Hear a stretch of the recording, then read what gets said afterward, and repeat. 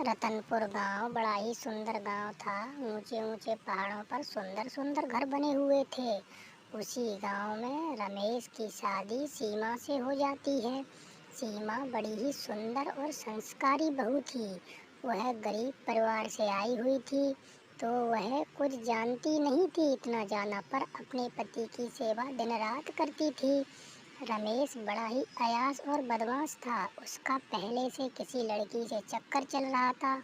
उससे चुपके चुपके मिलने जाया करता था, जिसको सीमा को पता नहीं था। सीमा को वह धोखा दे रहा था। सीमा बड़ी ही संस्कारी थी, पर वह अपने पति पर बड़ा ही भरोसा करती थी और कहती थी मेरा पति बहुत अच्छा है, पर उसको सच्चाई के बारे में बिल्कुल भी नहीं पता हुआ था।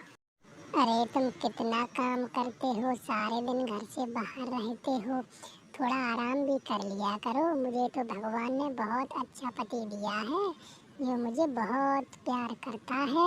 मैं भी अपने पति को बड़ा ही प्यार करती हूँ। अरे सीमा, काम तो करना ही पड़ेगा ना। खेतों का भी देखता हूँ, बाहर नौकरी करने भी जाता हूँ, इसलिए दोपहर में समय नहीं मिल पाता। रात को तुमसे बात करने का समय मिलता है। चलो अब मैं निकलता हूँ, तुम अपना ख्याल रखना। खेतों से होते हुए शहर निकल जाऊँगा। रमेश का गांव की लड़की से ही अफेयर चल रहा था और अपनी गरीब संस्कारी बहू को धोखा दे रहा था। उससे खेतों पर रोज मिला करता था और अपनी मन की बात उससे करता था। खेतों से ही अपनी नौकरी पे निकल जाता था। सीमा को बिल्कुल नहीं पता। चलो, मेरी गुलाबो खेतों पर पहुंच गई होगी, उससे मिलने का टाइम हो गया। चलो ये अच्छा है, मेरी बीवी बिल्कुल भी शक नहीं करती। वो तो गरीब घर की संस्कारी बहू है, उसको तो धोखा दे रहा हूँ, किसी को कानों कान भनक नहीं लगेगी। मौज काट रहा हूँ मैं तो अपनी। रोज की तरह रमेश गुलाबों से खेतों पर मिलने पहुंच जाता है। गुलाबो भी आ जाती है। अपने मन की बात दोनों करते रहते हैं। उनका काफ़ी समय से ये चल रहा था, किसी को कानों कान भनक नहीं थी और यहीं से अपनी ऑफिस के लिए निकल जाते थे और शाम को घर आ जाते थे। क्या होना चाहिए। पास के ही घर में रमेश के बड़े भैया और भाभी रहा करते थे, जो रमेश के बिल्कुल करीबी थे।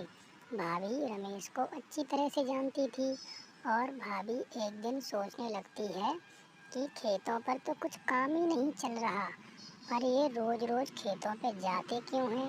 अभी ये भी घर पर ही रहते हैं, उनको कुछ समझ में नहीं आता है। भाभी बहुत ही चालाक और सयानी थी। वह सोचती थी कहीं रमेश का कुछ चक्कर तो नहीं चल रहा। अब मैं पता करती हूँ।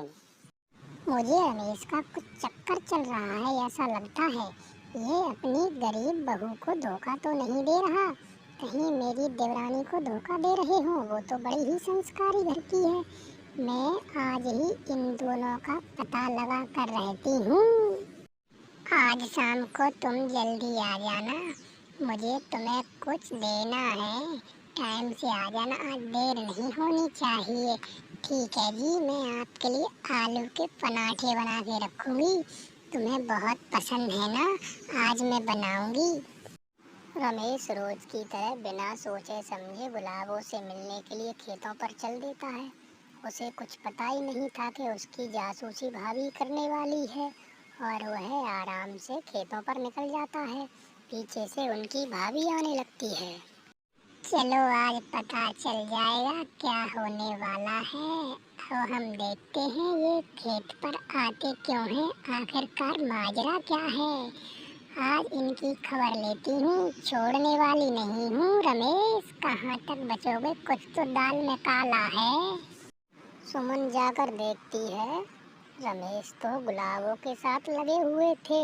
उन्हें किसी बात की चिंता ही नहीं थी, आपस में मस्त होकर दोनों बातें कर रहे थे।